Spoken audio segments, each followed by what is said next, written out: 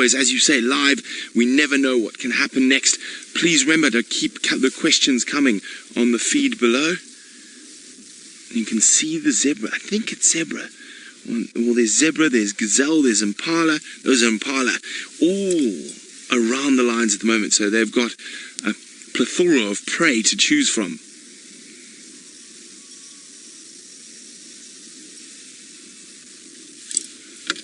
Just move a little bit. So there's two. I'm just wondering where the third one's gone.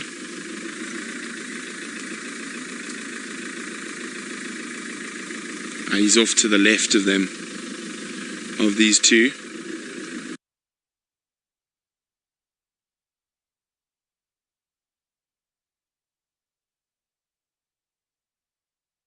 There he is. But they're on the move again, so are we.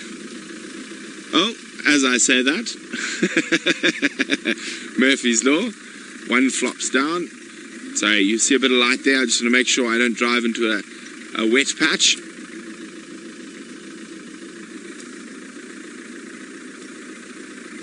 Now, the one male, how many males we got in front of us? Two there. Now, the other male, is he off to the... He's off to the...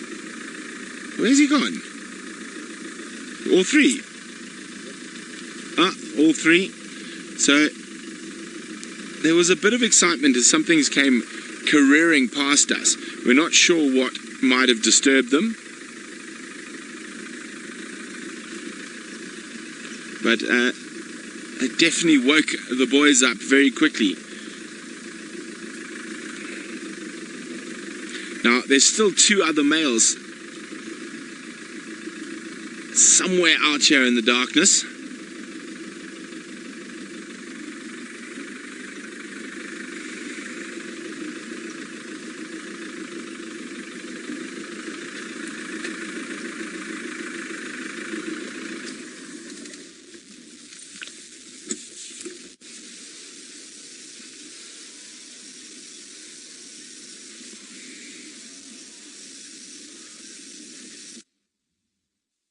I wonder what could have disturbed whatever animals came running past them.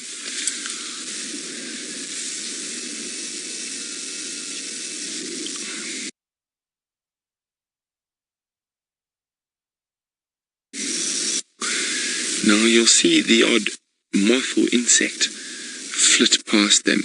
Now, of course, since we're using infrared lights, I've been doing quite a bit of reading on them.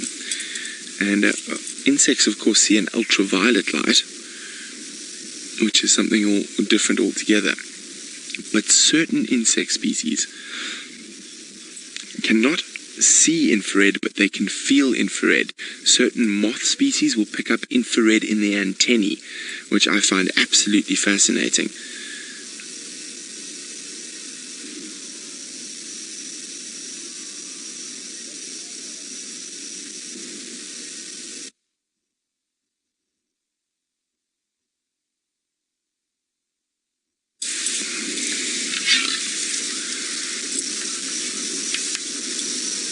Now I'm just listening for the stampeding of hooves again.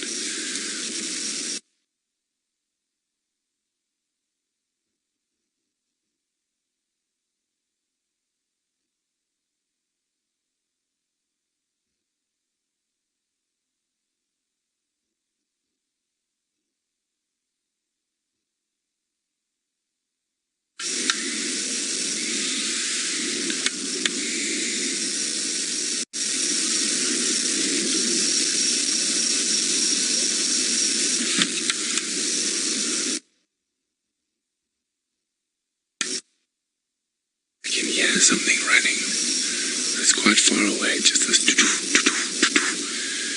obviously not close enough to really pique the boys' interest.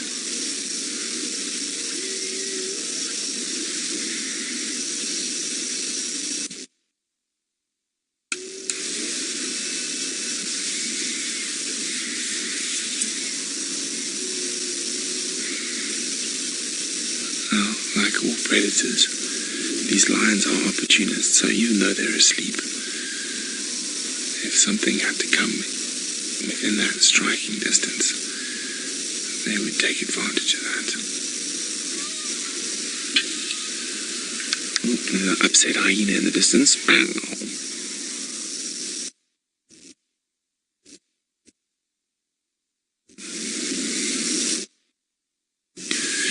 Stephanie, we set out with 5 males.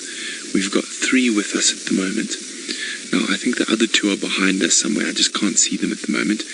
And the one male is still probably back on the Masiara Marsh with a female.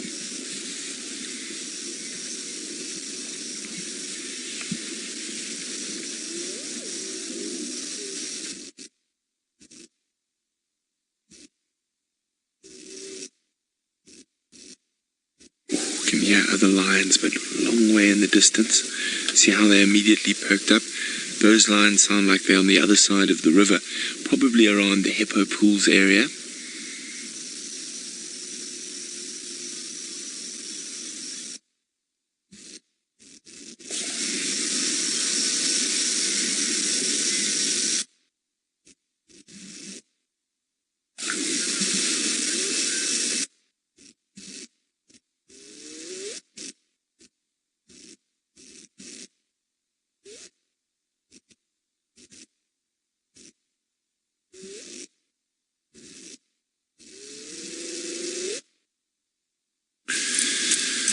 So you can see they're not completely asleep yet. The ears still alert, even though the eyes are closed. They're still taking on all their surroundings. Oh, there goes their head down. But even when their heads are down, their ears are always at work.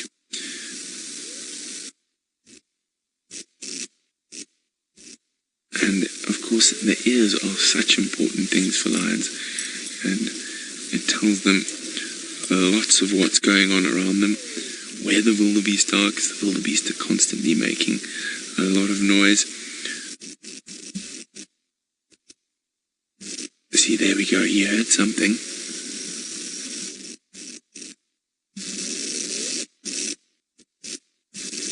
Just enough to pique his interest for a second.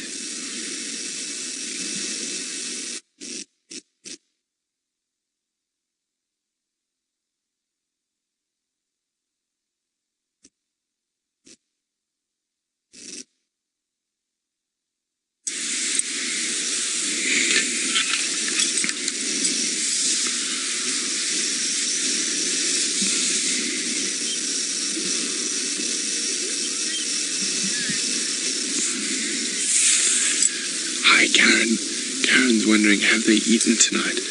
Karen, they've unsuccessfully hunted about 3 or 4 times so far, which is not uncommon.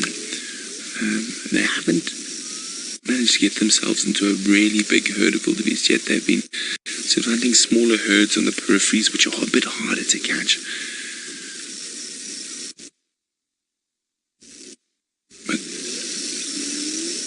Normally, outside of the migration, lions only have about a 12 to 15% success rate when it comes to hunting. So only 1.5 times out of 10 do they actually catch something.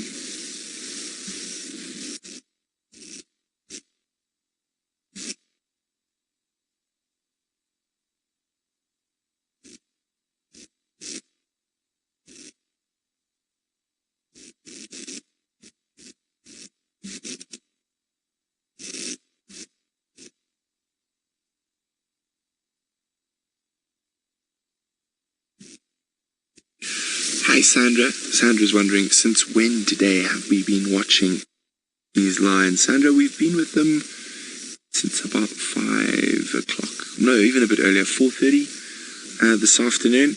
So, what is the time now? Nearly midnight. So,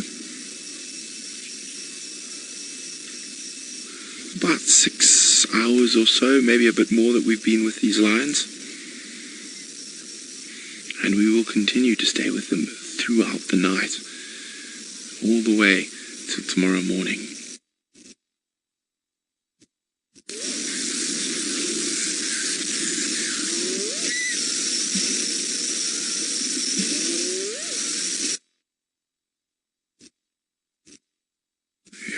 The hyenas again. Contact calling.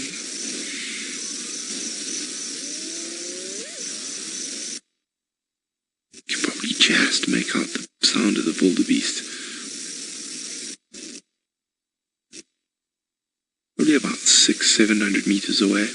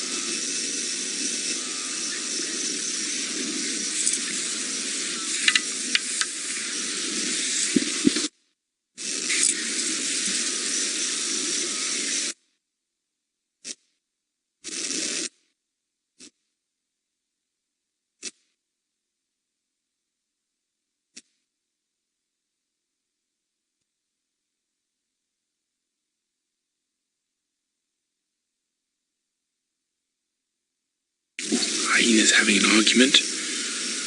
That picked up a bit of interest.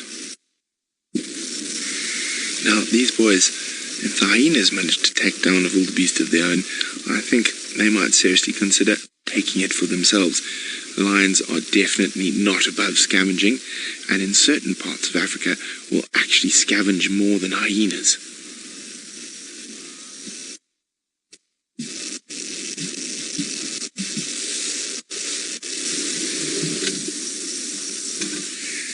Ginger is wondering, will the lions and the hyenas fight?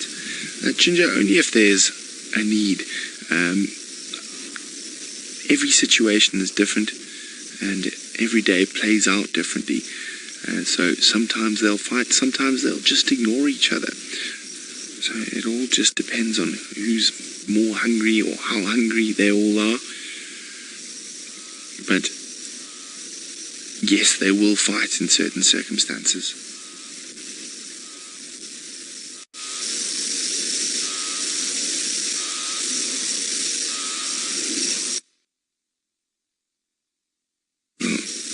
Lots of unsuccessful hunts, having a little break for now, but they did that a little bit earlier and then something charged in and sent them off again.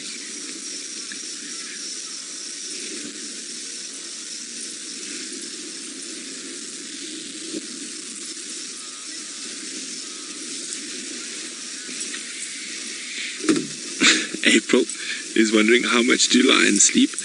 April, a lot. They'll sleep on average for about 20 hours in a 24-hour period.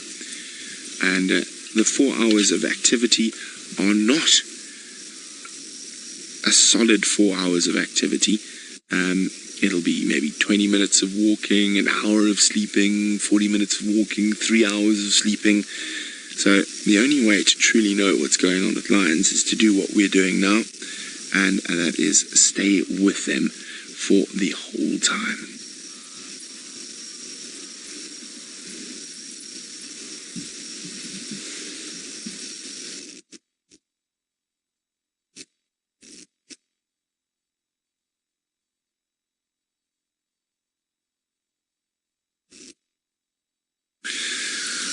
Shamsung is wondering, are we the only ones out tonight? And no, we are not. Scott is to the east of me somewhere, and Jamie is to the southwest of me somewhere. So they have 3 vehicles out, and all seeing what's happening out here in the Mara.